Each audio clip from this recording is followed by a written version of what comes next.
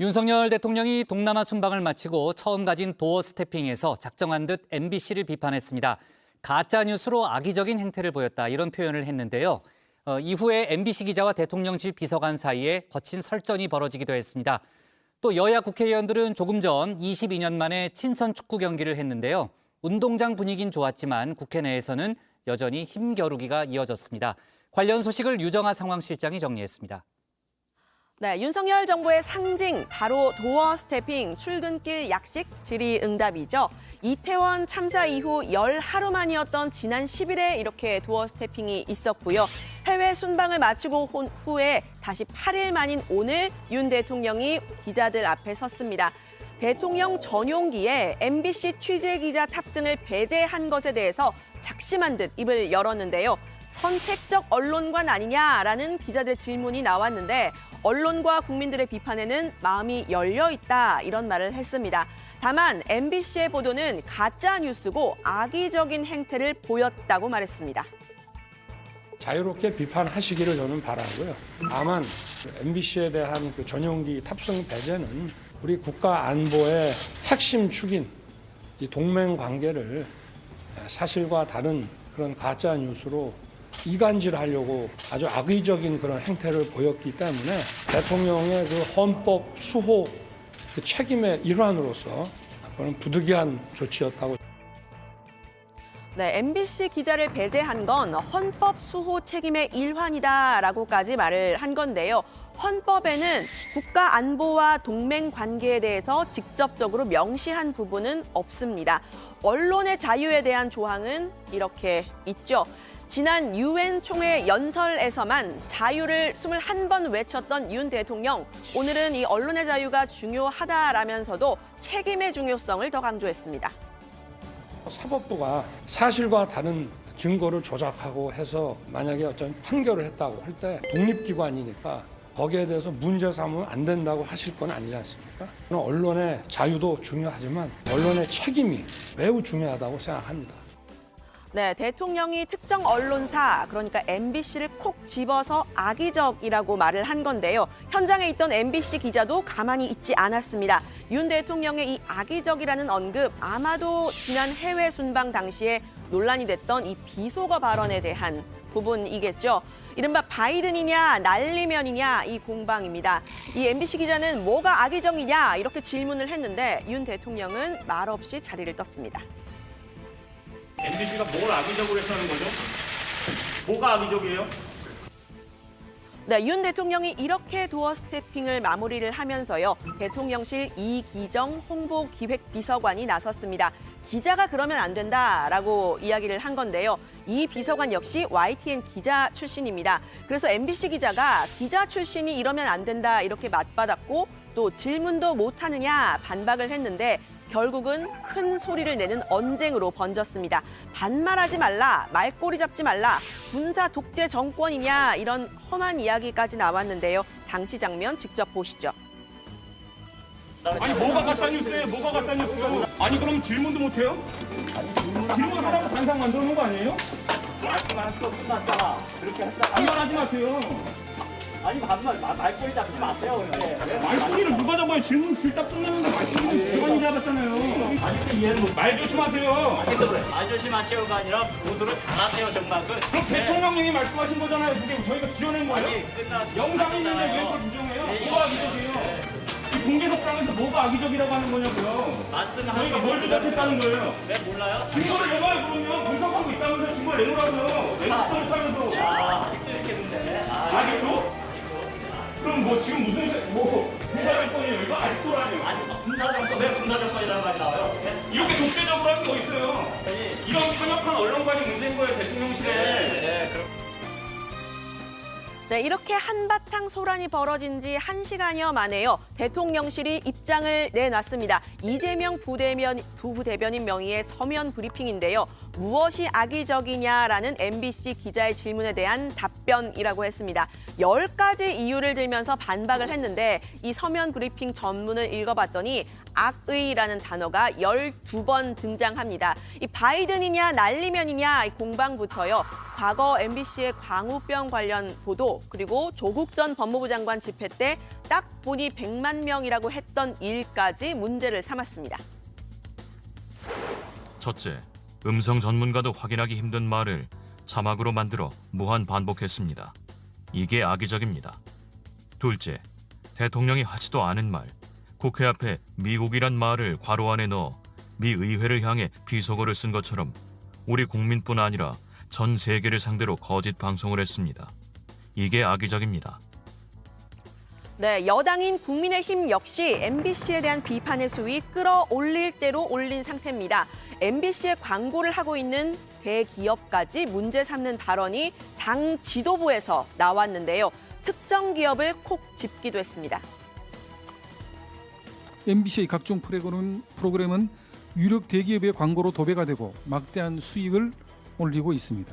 사회적 기업이자 국민의 기업인 삼성과 여러 기업들이 MBC에 광고로 동력을 제공하는 것을 즉각 중단해야 하며 이는 선택이 아닌 의무라고 역설합니다. 네, 여기서 여당 국회 가방이 간사도 거들고 나섰습니다. 박성중 의원인데요. 민주당 계열 정부에서도 언론 통제가 있었다 이런 이야기를 했습니다. 노무현 전 대통령 기자실을 폐쇄했고 또 문재인 전 대통령도 남북 고위급 회담 당시에 특정 언론을 취재해서 배제했다 이렇게 이야기를 했는데요. 이런 여러 가지 언급 끝에 이건 MBC에 대한 무언의 압력이라고 주장했습니다. 공정방송일을 포기한 방송사, 또 국위까지 해치는 방송사에 대해서 뭐 이 광고 주고 안 줄 거는 기업의 자유겠지만은 한번 언급은 할 필요가 있다. 뭐 저희들이라고 광고를 완전히 끊겠다 그런 차원이겠습니까? 이제 더 공영방송을 하라 이런 차원의 하나의 어떤 무건의 어떤 압력이다. 네, 민주당에서는요. 악의적인 태도를 보인 것 MBC가 아니라 윤 대통령이다 이렇게 반박을 했습니다. 기업의 언론 광고까지 문제를 삼는 건 과거 군사 독재 시절을 떠올리게 한다라는 말도 했는데요.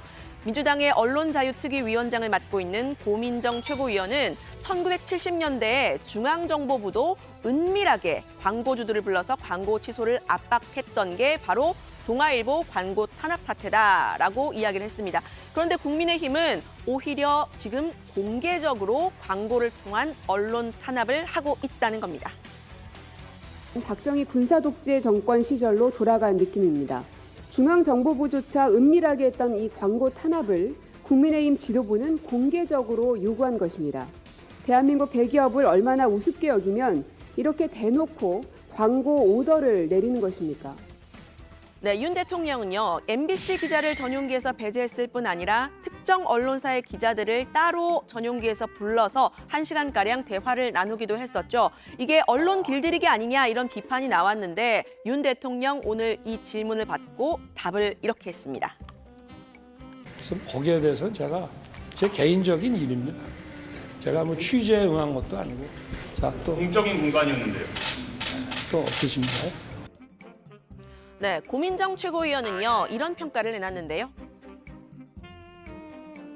이 정부의 참 놀라움은 너무 모든 걸 대놓고 해서 우리를 참 놀랍게 하죠.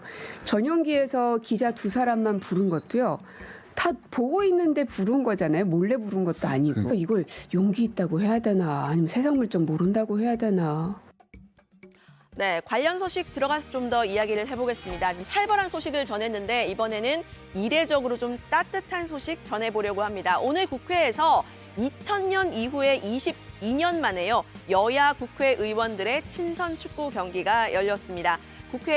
국회의원 축구연맹 회장인 정진석 비대위원장이 주최를 한 건데요. 정 비대위원장은 축구 경기를 통해서라도 여야가 협력하고 소통하는 모습을 보여줬으면 하는 바람이라고 했습니다. 바로 이 장면들인데요. 보시는 것처럼 여야 의원들 각각 당 색깔에 맞춰서 빨간색과 파란색 유니폼을 맞춰 입고요. 국회 운동장에 모여서 이렇게 화이팅을 외치는 모습도 보였습니다. 여성 의원들도 여러 출전을 해서 이렇게 눈길을 끄는 모습이었는데요. 당초 이 대회는 9월 정기국회를 앞두고 계획이 됐었는데 2번 연기가 됐습니다. 국민의힘의 경우에는 법원의 가처분 결정 때문에, 민주당은 당사의 압수수색 때문에 한 차례씩 연기가 됐던 건데요. 결국 카타르 월드컵 개막을 이틀 앞두고 오늘 열리게 됐습니다. 오늘 대회가 끝나면 국회 의장 주재로 저녁도 함께 먹을 거라고 하는데요.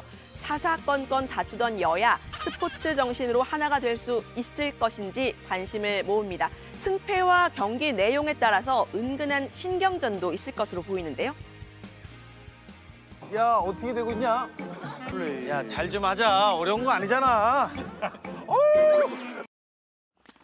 네, 이런 아름다운 모습과는 달리 국회 건물 안에서는 힘겨루기 내지는 줄다리기가 제대로 진행되고 있습니다. 바로 639조 규모의 내년도 예산안을 놓고서입니다.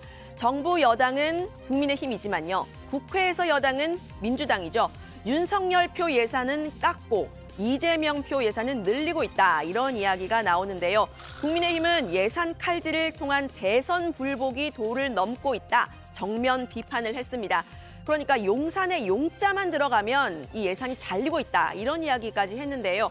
대통령실 이전과 관련해서 용산 공원 조성, 구체적으로 보면 이 영빈관 신축 예산, 또 청와대 개방 관련 활용 예산도 삭감이 됐습니다. 또 행정안전부 산하의 경찰국 예산도, 또 야권이 사퇴를 압박하고 있는 이상민 장관의 업무 추진비도 줄어들었고요. 또 경사노위, 김문수 위원장이 있는 경사노위의 운영비 줄어들었습니다. 용산에 용자만 들어가면 무조건 삭감의 칼날을 휘두르는 난폭한 행태를 보이고 있습니다. 이것은 명백하게 노골적인 국정 발목 잡기 내지 국정 발목 꺾기라고 생각을 합니다. 입법 발목 잡기에 이어서 예산 발목 잡기에 몰두하는 것은 해도 너무하다라고 하는 생각을 국민들은 하고 계십니다.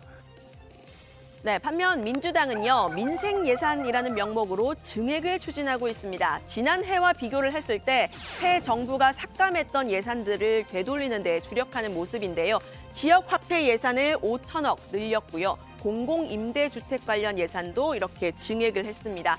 다문화 가족 지원센터 예산도 늘렸는데 이 한창 예산안 조정 중이지만요. 삭감 예산은 1,000억대, 증액된 예산은 3조 원대라는 이야기가 나왔습니다.